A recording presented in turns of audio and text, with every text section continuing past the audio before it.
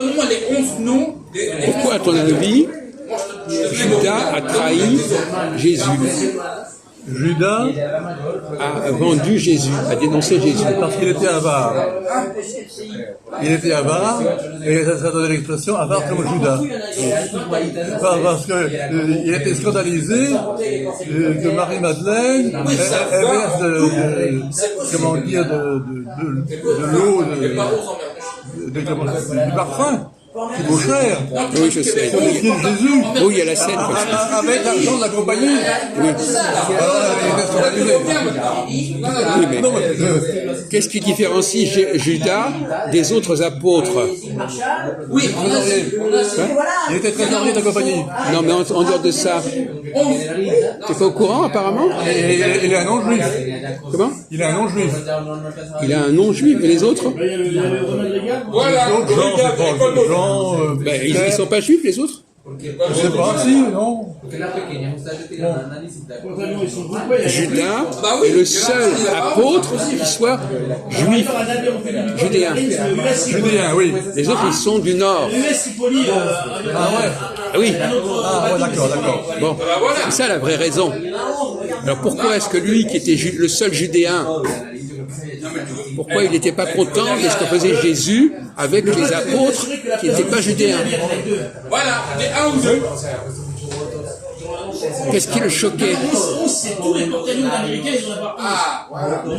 Qu'est-ce qui pouvait l'avoir choqué au point de vouloir s'en débarrasser? Non mais attends, c'est pas ce que c'est qu'un porte-avions avec son escorte. Est-ce que Jésus, en s'occupant des gens, des Galiléens, est-ce qu'il enfreignait une loi?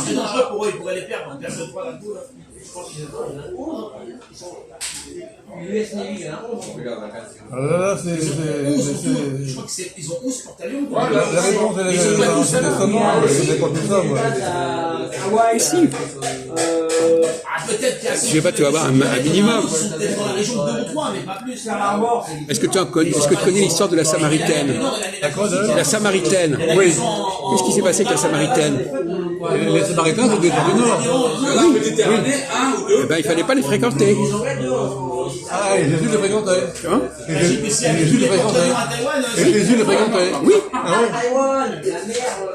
Oui, mais même, ça fait pas possible. Bah oui, je l'ai dit. Donc, finalement, pour les Galiléens, c'était pas normal, c'est pas un problème, puisque eux-mêmes, ils n'étaient pas fréquentables. Donc, Jésus fréquentait des populations qui n'étaient pas fréquentables. Il annonce sur place de la guerre, tu vois. Et le seul qui a protesté, c'était celui qui était judéen. Et qui a vendu Jésus. Il l'a vendu pour 30 pièces d'or. D'accord. Donc, à ton avis, quelles sont... Alors, donc, la raison, c'est pourquoi Jésus a été mis à mort, en fait. Ah oui, ils ont rattrapé, ils font un porte-avions tous les ans. Et les porte-avions, les Israéliens, Ils sont pas les jeux. Il y a toujours des raisons. Tous les 3 ans, c'est l'équivalent de Il a été mis à mort parce que... tous les 3 ans. Alors, est-ce qu'il y avait des raisons religieuses à ne pas fréquenter les Galiléens et les Samaritains? À cause de la guerre avec les Kosovars et avec les Bosniaques. Et tu réponds aussi bêtement que Christophe à un moment. Hein. De défense antiaérienne ultra moderne si l'OTAN les bombarde. Pour quelle raison religieuse, on n'est pas les Et la Russie fréquenter. va aussi les Comment? Pour quelle raison? Ils pratiquaient pas la même religion. Ah ouais. Ils avaient des choses différentes dans leur pratique. Ils s'étaient séparés des Judéens et ils avaient développé une autre religion qui était proche du judaïsme et qui était différente, qui était hérétique. Mais alors ça faisait 3 religions. Il y avait les Samaritains, les Judéens et puis les Israéliens. Oui. Non, mais les Samaritains, les Galiléens, c'était le même truc, en gros. Ah, oui, du point de vue de la Judée, c'est un peu les mêmes, quand même. C'était les gens du Nord qui avaient développé un autre discours religieux qui ressemblait à celui des Juifs, mais qui n'était pas le même. Ils avaient, par exemple, bon, on pourrait discuter. Par exemple, ils accordent de l'importance aux idoles, aux taureaux, par exemple, là.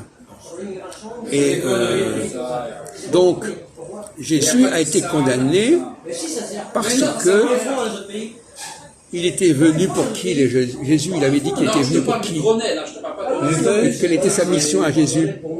Voilà, je dis, le grenelle, ça sert à rien.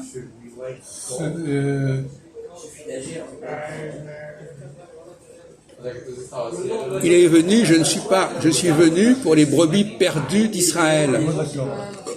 Bon.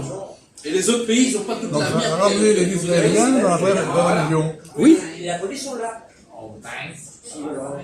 il voulait qu'on leur pardonne. Il faut des avions, des bateaux, Je pose la question, alors le pardon, par exemple, le pardon dans la religion chrétienne, c'est quoi le pardon? Julien va dire non. Le péché originel, c'est quoi? Je vous livre plus de gaz ni de pétrole. Alors, on va faire quoi là? Non, là, c'est trop théologique pour Mais non, mais ça, c'est des trucs qu'on apprend à 8 ans, au catéchisme. C'est pas de la grande théologie. Ça, c'est important. Moi, je l'ai pas appris. D'abord, je l'ai pas appris. Mais on peut compléter dans sa vie. Quand on a 60 ans, 70 ans, on a le temps de compléter ses lacunes. Non, mais 60. Je m'en fous un peu de tout ça. Bah, donc, tu as des lacunes que tu ne cherches pas, tu as d'énormes lacunes que tu ne cherches pas à corriger. Non. Voilà. Ah, bien. Sur le plan religieux, j'ai des lacunes, mais je connais les religions, bien sûr. Ben oui, Mais d'accord. j'ai des lacunes et puis je cherche pas à les corriger. Bon, alors,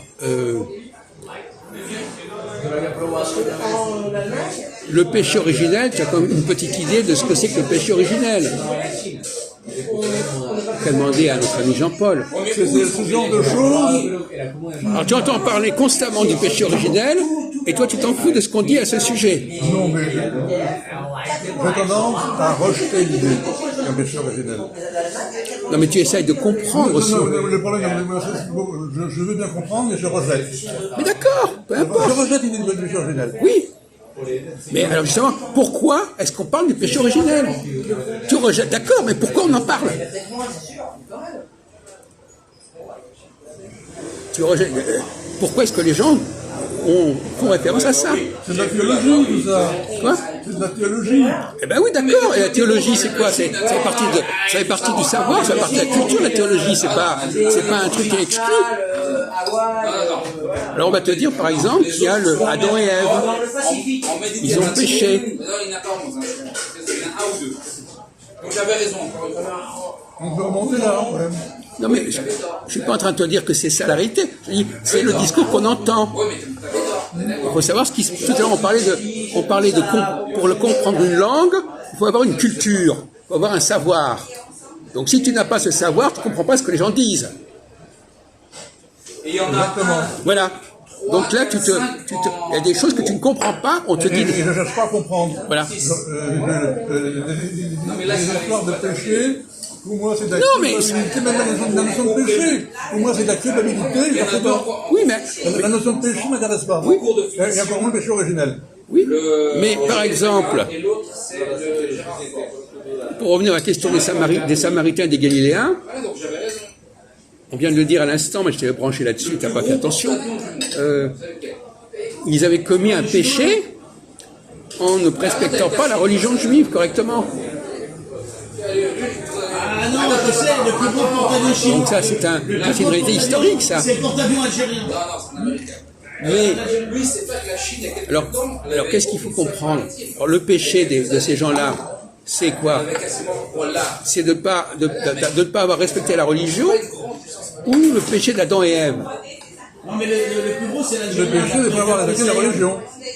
Oui, mais les chrétiens, ils disent, attention, ça passe à côté, là. Oh là.